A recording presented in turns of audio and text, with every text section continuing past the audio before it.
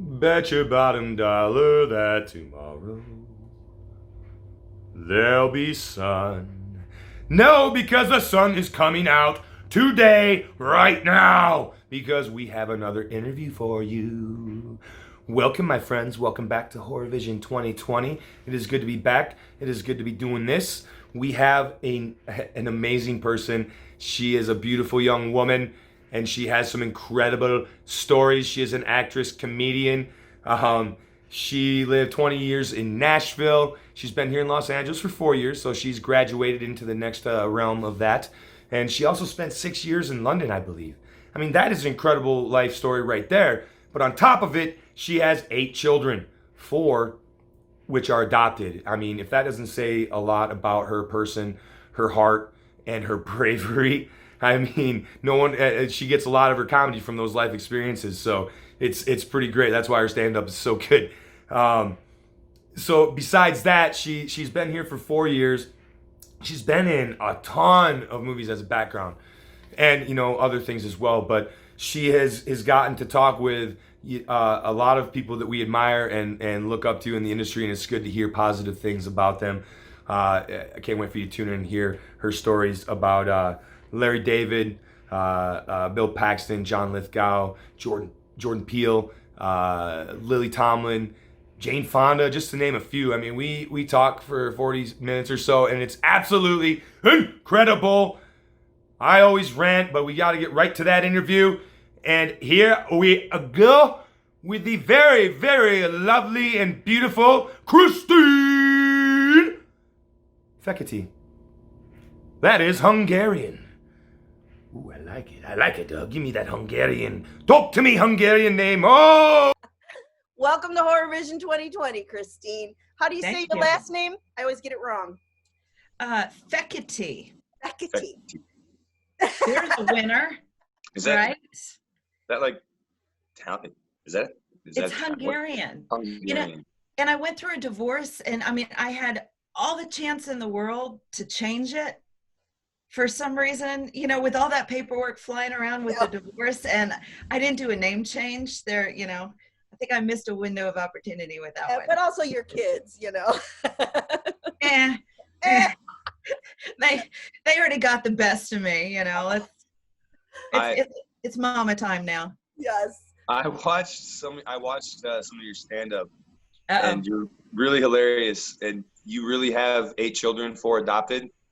I do. I mean, who would make that shit up, right? Just for a bit, And so did you get into stand-up before or after those times? Well, you had to develop a sense of humor to get through that. Or I did. And actually, I was really involved in the Foster Care Association in Williamson County in Nashville, Tennessee. I lived there for 20 years before moving to LA. Yeah. And so I did some speaking at their events. And, do you hear my cat? No. Oh, now Yep. I really can't hear that. Now I do. Yeah. It's okay. Your other cat is going to come up here in a minute. She gave me her cat, Delilah. Oh, that's where you got your other cat. Okay. I adore. She is our little baby. Yeah.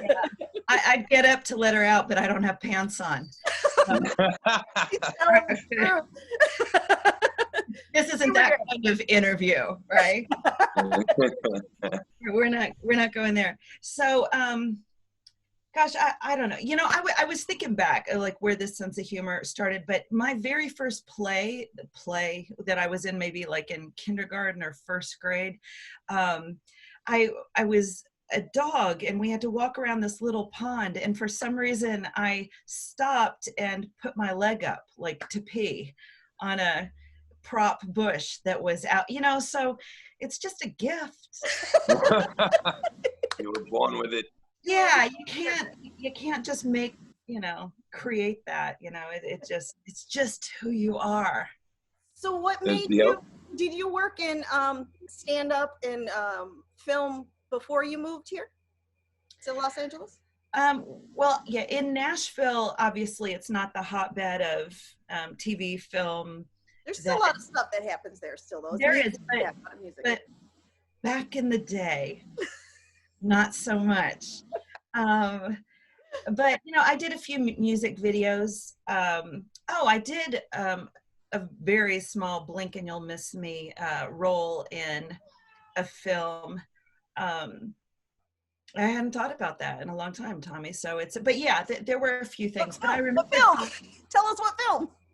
Oh, a little Christian independent film called Second Chances, with Michael W. Smith, who's a big singer out there, and his son was in a youth group that I ran out there. Yes, so this woman sitting before you with pants on was in full-time missions for 20 years, and now I make my living talking about the missionary position. So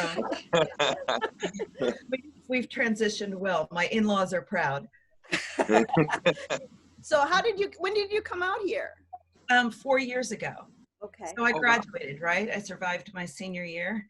Actually, surviving your freshman year is everything out here, isn't it? That was big, yeah. Yeah. You've been in over 200 TV shows and movies and stuff? Movies and commercials. Yeah, again, back to those blink and you miss me kind of roles. But there's no small roles, just small actors, right? But I know the feeling. Yeah. You're fabulous, darling. What's wonderful is that doing this, starting in my later 40s, I went into it with a much different attitude than if I had started in my early 20s. Yeah. You know, completely. You know, I'm not willing to sleep with everybody now. No, but we like it now, right?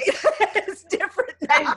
I have some standards, you know.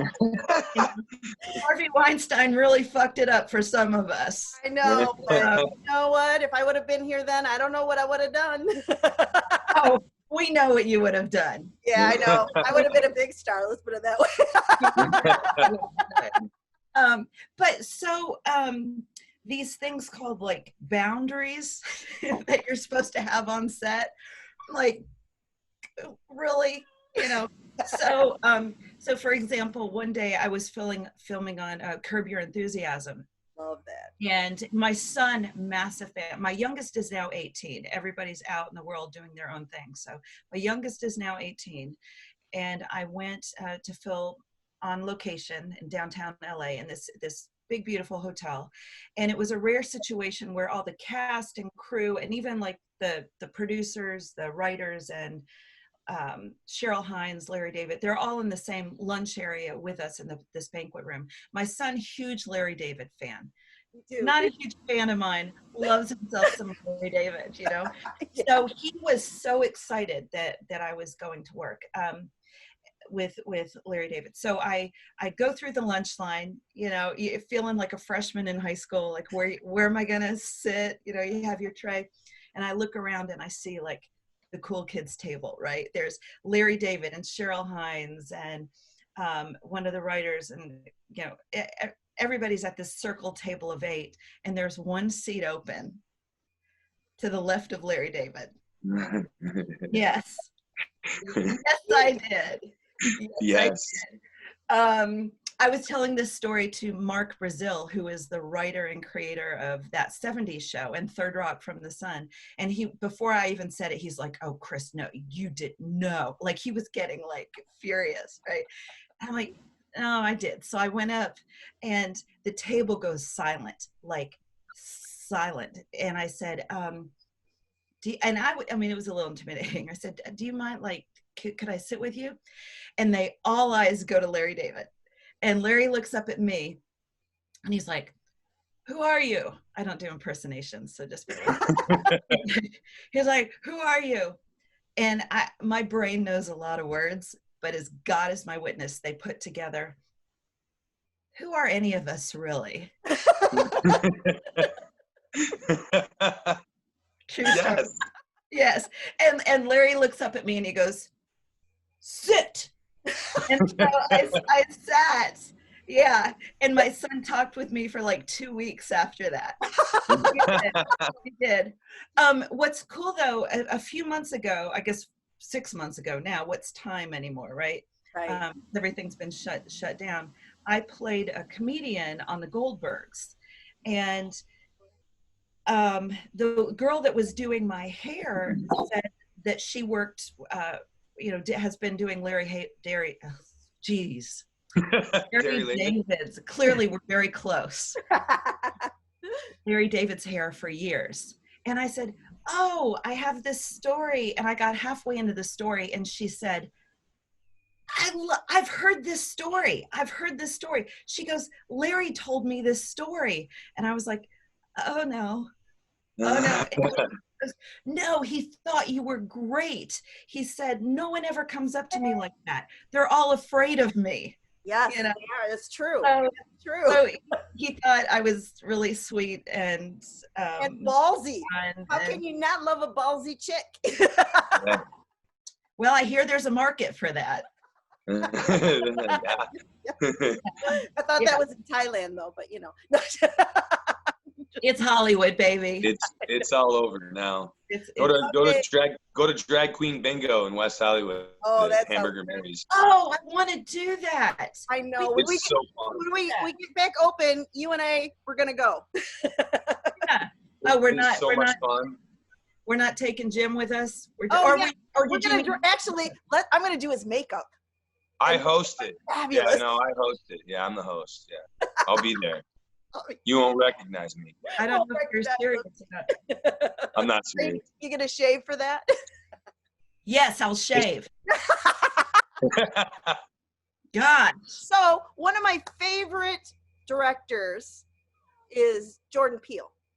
Oh yeah. I loved Get Out. I really liked Us. I'm excited to see his Twilight Zone and because he's just an amazing comedian. And I know you were on the set of Us. Yeah, I was in Us. In Thus. Yes. I cannot speak today. This is what happens. Do you know what? I spent all day yesterday helping a friend who has 5 kids under the age of 11.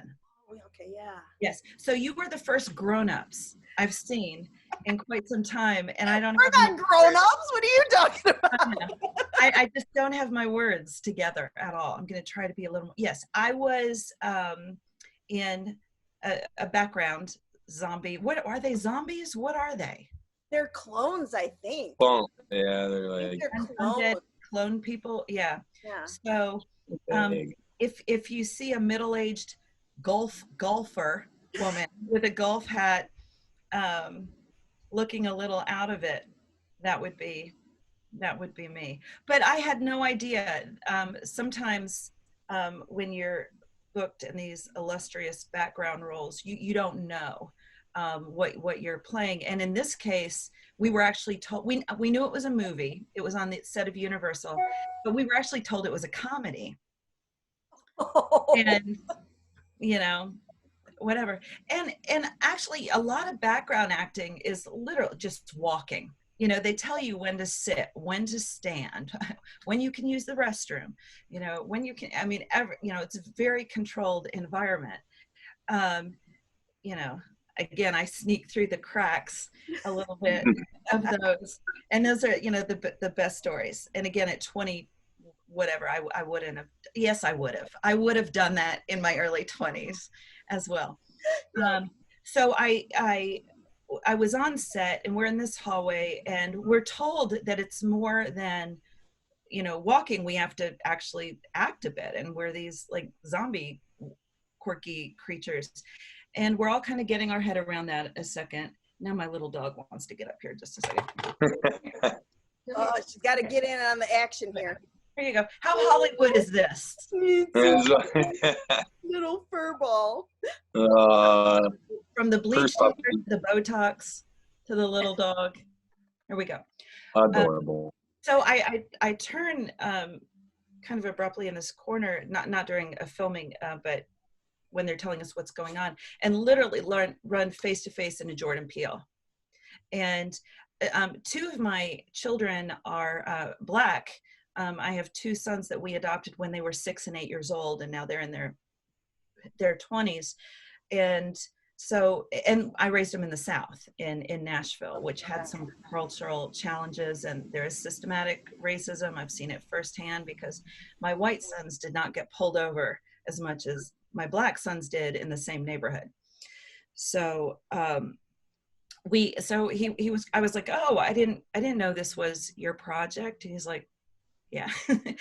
And we, I told him about my sons, and, we spoke for several minutes, and he was really sweet. I just remember at the end, he said, tell your sons I said hi. And that's awesome.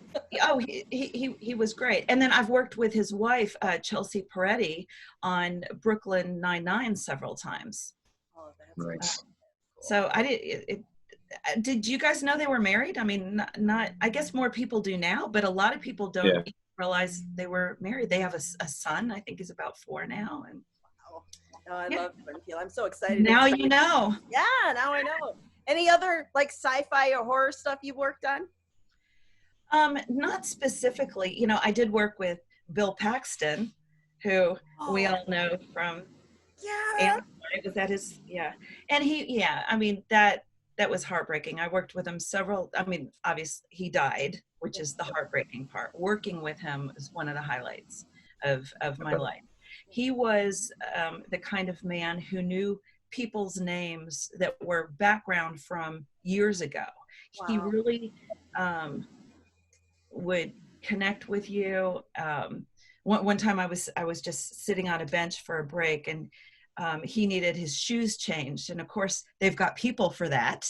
There's a union. He can't take off his own shoes, so he came over to the bench to sit down and like plopped down basically on top of me. And this was right after Trump's tapes were released about the audio of him on the bus and some things he said, and so we were all kind of using humor to kind of deal with some of that. So sorry. That's okay. So now I don't feel so bad about the dog or not wearing pants, oh shoot, what was I saying? So about the tapes you sat down, you're having a good time about the tape. And he was like, oh, I should ask for consent, and I was like, given. Good. You got it. Yeah, I love Bill Paxton. Anything. He's a sweetheart. We talked about some things that were going on. He recommended a movie. The next day I came back, and of course, having watched the movie. And so just after lunch, I said, hey, I watched that movie. And he was like, really? He kind of pulled me aside, and we're talking about this movie. And the most beautiful memory I have of this is, because this is the last time I saw him, is he was walking down the hall, looked over his shoulder, kind of Hollywood style, and he goes, I can't believe, like, you really watched that movie, And I wanted to go, you're Bill fucking Paxton. Of course I watched that movie. Yeah. But just a beautiful soul. And we were actually, my daughter and I were hosting a Oscar party. It was announced that morning that he had died, completely unexpectedly, going in for a little heart surgery but some infection or something. And but the crew of that show, the show was called Training Day, and I was a detective on it. And the crew of that show bonded so much that I worked American Housewife, and I think the first AD was working on American Housewife after working on Training Day, and everybody was just so connected. If you were like, hey, I worked on that, it was just an instant camaraderie. He just found people that way. He did a movie that he directed called Frailty. Probably one of it is he stars in it too, but it is terrifying and phenomenal. It's a really good movie. So just everyone watch it. Well, I also yesterday I watched John Lithgow's season where as the Trinity Killer on Dexter. He's awesome. I love that. Isn't he so? Comedians are so terrifying. You would be a great killer in one of our movies. Oh, in the movie? Okay, yeah. I'm there for you.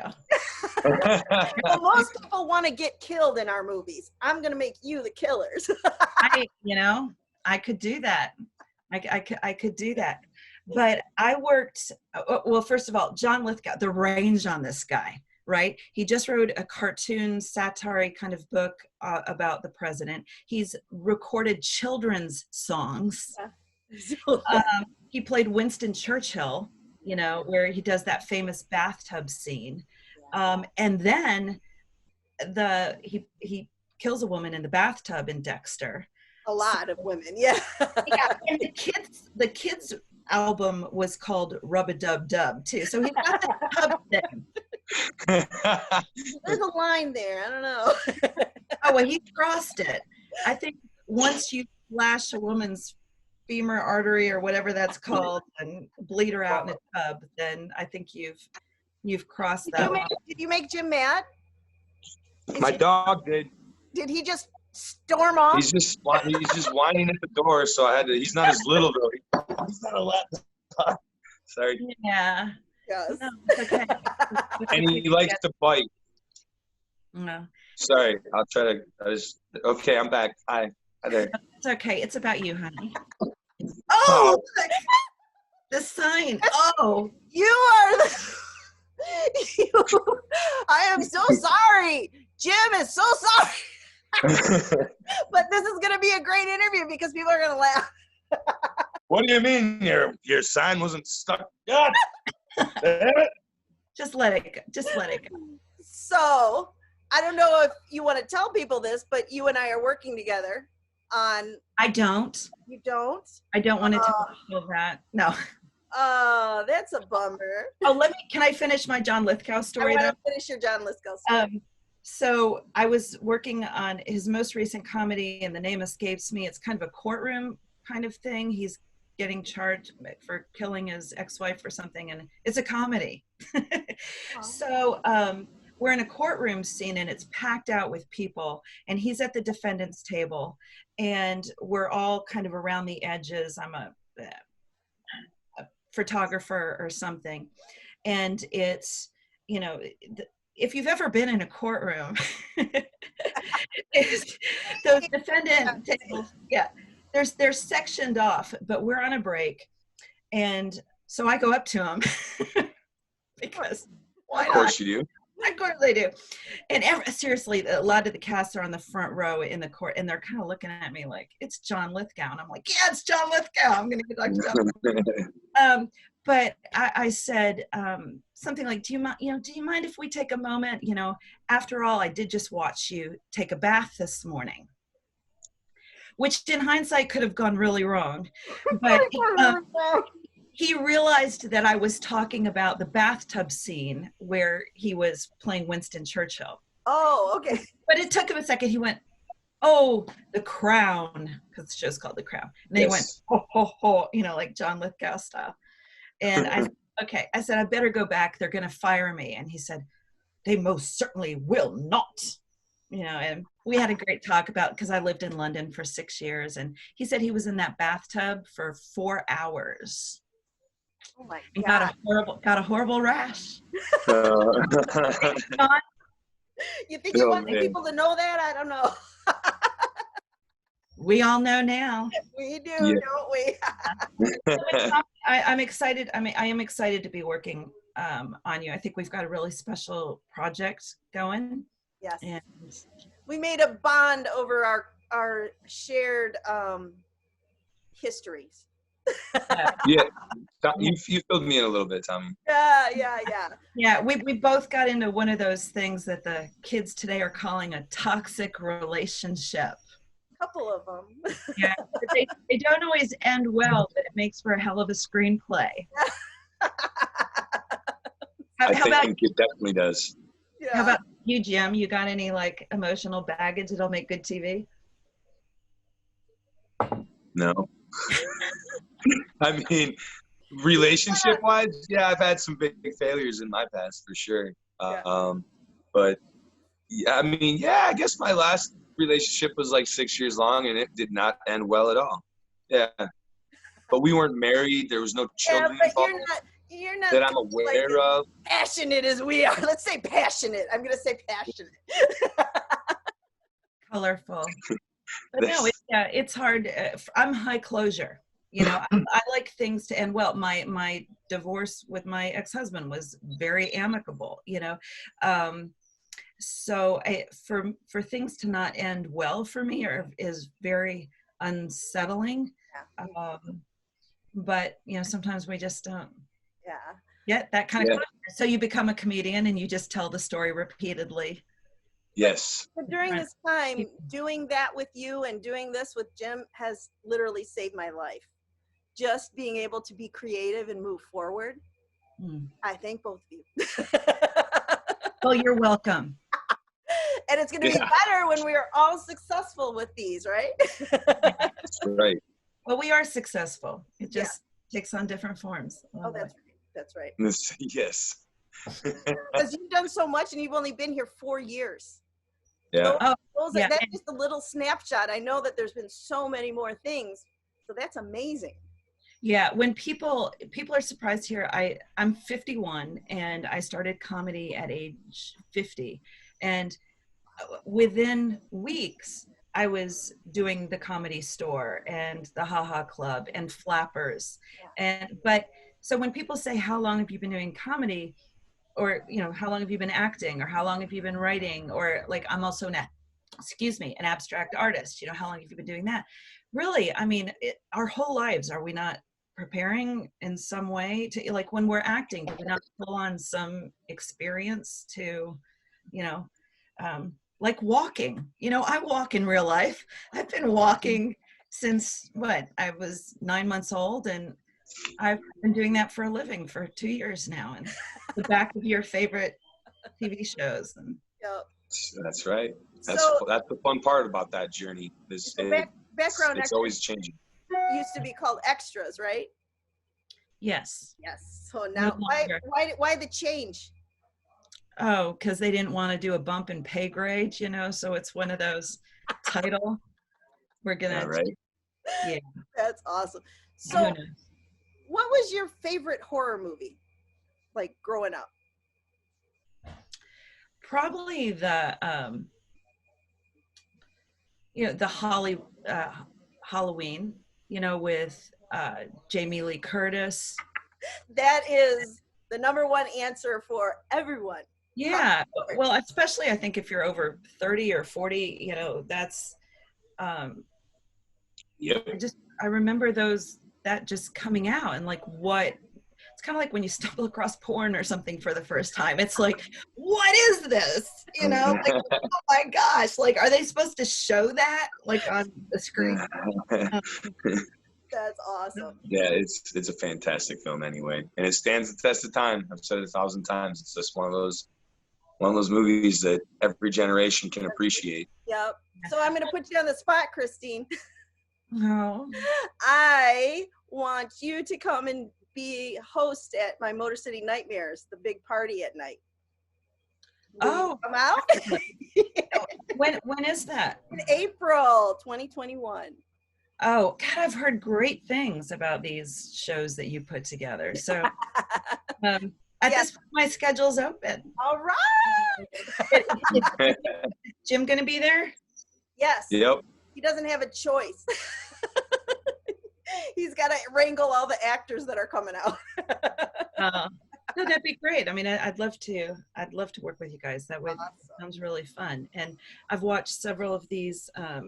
What do we call them? Are they podcasts? I just call them interviews. Video podcasts, interviews. Yeah, you guys do a great job with them, and the shows look fantastic. So thank you. Yeah. So what else do you have going on? What's since COVID, you had a whole bunch of stuff canceled. All of us did, obviously. Right.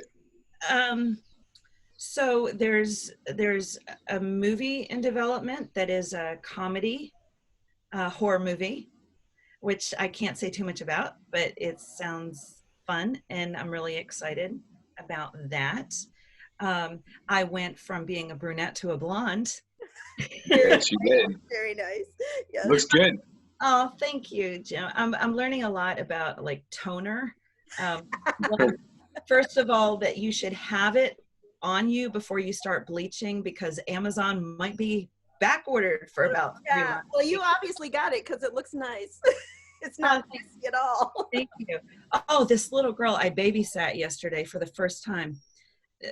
For the first 20 minutes, I'm not kidding you. She said, started with perfume. She said, "Do you wear perfume?" And I said, "Well, I do, but I'm not right now." "Really? So you don't have any perfume on right now?" No, I don't. "Well, you don't have anything like," and I said, "Okay, there's a hair wax that I have that, you know, it's wax. You put wax in your hair. You put wax in your hair. Makeup, like, do you feel like you have a lot of makeup on right now?" And I said, "Well, probably, you know, maybe more than, you know, what you've seen." She goes, "Yeah, my mom doesn't wear any makeup. And my mom does not put hair product in." And I was like, oh my gosh, I'm sorry. So I said, next time if I come back, you know, I won't have makeup, but I, you know, can't change the hair at this point. But by the end of the day, she said, you know, I'm kind of used to the smell of the hair wax. It's okay, you know. Help the babes, right? Yeah, we went through that whole like establishing boundary stuff, but she was really like, "So you don't think that's a lot of makeup?" She nailed it too. She had passive aggressive down to an art form. So you've been doing some online, I've seen a couple of them, comedy shows. I do. Coming up? No, I don't right now. They're tough. Like I did a 45-minute one. Wow. And you don't hear the laughter. There are people that kind of troll bomb them or whatever that they're calling that these days. And so the sound is off. And emotively, when I left that, it felt like I had bombed for 45 minutes, you know, because you're not hearing any laughter. I'm like, the emotional fallout for me. I mean, we're all kind of a little fragile anyway. The comedian actor type, you know, kind of a double whammy. Yeah, Jim, don't go into comedy. I wouldn't recommend it. Yeah. No. Yeah. Yeah. So no, Jim and I are writing a script, hopefully, a couple things, because we're, you know, doing some stuff together too. So everyone trying to move forward, that's what we're trying to do, because the studio's opened up, but they're not, I don't think they're going to have a lot of stuff going on for a while. I honestly don't think they're going to change pretty quickly, I think, because they're going to realize you can't have 10 people on a studio lot and get anything done the way they used to. Right. Unless they're going to do, you know, separate it all out. I don't know. I mean, I don't know what's changed in those regulations, but yeah, there's a lot like, of there's like there's no more than, I can't remember how, like, there's no more than like 15 background at any given time or something like that. Like, how are you going to throw a party scene? How are you going to do a city scene? How are you going to do anything properly? Oh yeah, it all, there was an article that just came out about it, and the writer for Frankie and Grace, which I worked on a few times. God, are you working with Jane Fonda? Are you kidding me? And I don't know if it's the law of attraction or what, but I was in the new Charlie's Angels, and I was placed right next to Patrick Stewart. You know, are you kidding me? Are you kidding me? Oh, and that man can fill out a t-shirt. Oh, look, it is. You know, Jim, you're looking pretty good in yours too. Don't want to make you feel bad there. I know. But thank you. You're outnumbered now, right? But he was lovely. And again, my 18-year-old son, huge fan of his because of American Dad. You know, he's a voice on that. So I just kind of leaned in because we're inches apart, and I'm like, and no one's around. I'm like, "Sir Patrick," and he's like, "Hello." He was just like, oh, "Hello," and I said, "You know, you bridged a generation gap between my son and I," and just laughed. And he talked about that today was his day off from, I guess, the Star Trek. You know, he's filming a new. This new Star Trek, and he was doing this movie. Anyway, but I was placed right next to Jane Fonda, and my father had just died like a few weeks before, and I had Frankie and Grace just on repeat. It's just a brilliant show, and I leaned in and I told Jane that I said, you know, hey, just this show has been amazing. You know, my father had just died. And she's like, oh, you know, I remember, you know, when my father died, and it's hard. And 3 minutes into this conversation, I'm like, she's talking about Henry Fonda. Henry. Yeah. Fonda. And that was a tumultuous relationship, but any daughter, you know, father relationship has its moments. But no, she was just beautiful and very empathetic. And then Lily Tomlin kept getting me into trouble because she would come up and talk and da-da-da. And so like the first day AD would come up and say, you got to stop like distracting her. And I'm like, she's coming up to me. Am I going to not? I'm not going to yell at her. They're only going to yell at you. Yeah. It's never their fault. Yeah. Am I going to not talk to Lily? Oh, and that woman, magical. Her energy, you just talk about love and light, and just absolutely stunningly That's cool. amazing. Yeah. I like to hear good stories because I hear too many bad stories. It's good. Yeah. Thankfully, I don't have I think the toughest story I have is Don Cheadle. You know, great guy, very politically aware, and my son was filming a movie with him in Space Jam 2 because, you know, was one really enough? Space Jam 2. Yeah.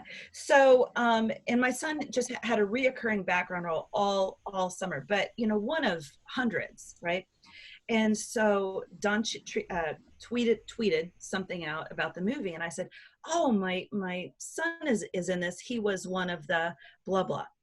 And within minutes, I mean, inside of 2 minutes, Don Cheadle, I get a message request from Don Cheadle, and you have to approve that before they can just, you know, which to date is the most powerful moment I've had in Hollywood.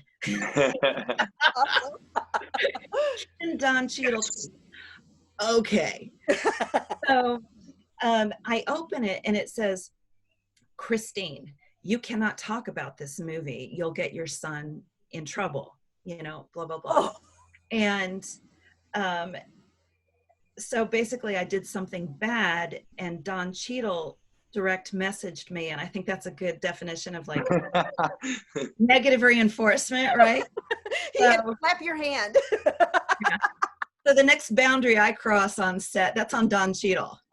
That's on him. We'll make sure that he sees this and knows. Yeah. It's like Brad Pitt, I'm not supposed to be in your trailer? What, are you sure? Really? They really told me to be here, right? Well, I think Jim and I are going to work together one of these days, and in one of my movies, of course you are. Yes. Sure.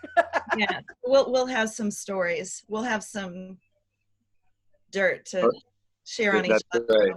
Right. Don't get too. I'm not sure if we'll have pants or if we're gonna have pants or no pants, but no pants. I go with no pants. No pants. But you wear that T-shirt, honey. He's got tighter ones too. Oh. So get back to the gym. The gyms are back open. I can't wait to go. I'm gonna try to go this afternoon. Awesome. Maybe we'll see. I don't know. No. By the time this afternoon comes, I'll be like, I probably need a gym. Yeah, I know how that is. If I don't go in the morning, it doesn't happen. Tommy, could you give Jim and I a moment here to talk about whatever? No. You make it. You got girls fighting over you. Okay. I want you to just wear that T-shirt and that mask next to you. Okay. That mask would be good because I'm starting to turn the color of your shirt. Nothing else. Oh, I like it. We could just pretend Tommy's not here. Kind of like how we're doing this. I'm gonna make some money from this. A few years from now, you'll be like, That's right. No, thank you so much for your time, Christine. It's been a blast. It's really fun. Thanks for having me. Yeah. So, I'm gonna blast that intro on you. All right. Great. It'll be fun. This has been really fun. I appreciate it. We'll do it again sometime in the near future. Yeah, for sure. When we have our projects going, let's revisit this and do another show. Yep. Got it. I'm here for you. And thank you for being. Bye-bye. Woo!